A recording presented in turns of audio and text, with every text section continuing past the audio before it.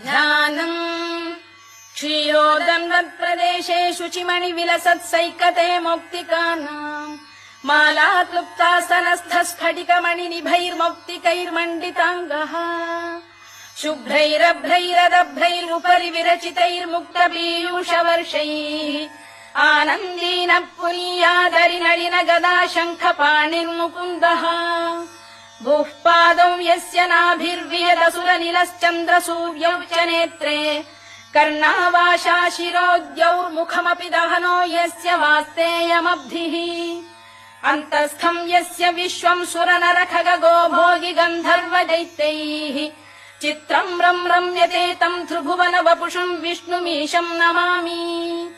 ॐ नमो भगवते वासुदेवाय।